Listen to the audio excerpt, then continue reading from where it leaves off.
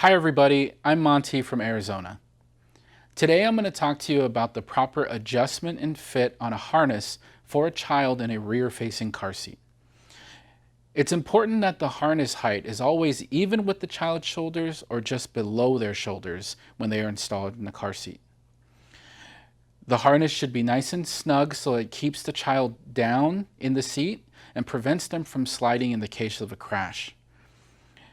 Taking the opportunity to look at the instruction manual for this seat will help you to understand how you need to adjust the harness prior to installing it in the vehicle. Some car seats will have specific routing paths depending on the mode of the seat.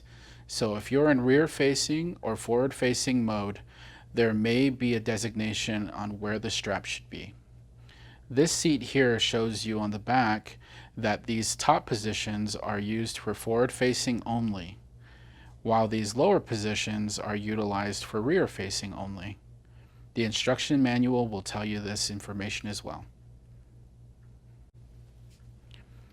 What's wrong with this picture?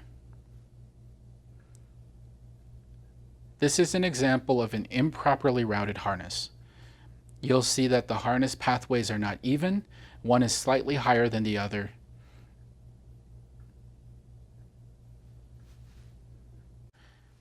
The general method to obtaining a proper harness fit is I want to first start by placing the child inside the seat and making sure that their back and their bottom are flat against the back of the seat. So when I put the child in here, I want to make sure they're nice and snug so that they can't slide and move forward and backwards in the seat. The next thing I'm looking at is the harness. Specifically, I want the harness to be at the child's shoulders or just below their shoulders. What I don't want to have happen is I don't want this harness to be way up here. I don't want the entrance to be up around their ears or even above their head. I always want it to be at the child's shoulders or just below their shoulders. The last thing I'm looking at here is going to be the position of the buckle strap. I want to make sure the buckle strap is close to the child's body. Again, we want them to be able to keep their back and body against the back of the seat, and we don't want them to be able to slide forward and backwards. So I want to make sure this buckle is nice and snug and they aren't sitting on it, but it is close enough to them to keep them back against the seat. This is an example of an improperly routed harness. So if I look at this child, I'll look at where the harness is coming out of the seat and I'll realize that it's not at the child's shoulders or just below. It's actually very high above their shoulders, which would give this child opportunity to slide up and down in the seat, which can be dangerous. This is an example of a properly harnessed child.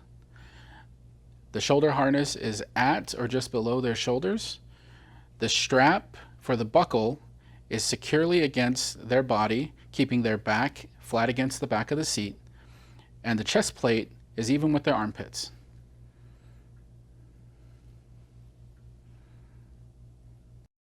Properly routed harness would always have the harnesses going through the matching slots on both the padding as well as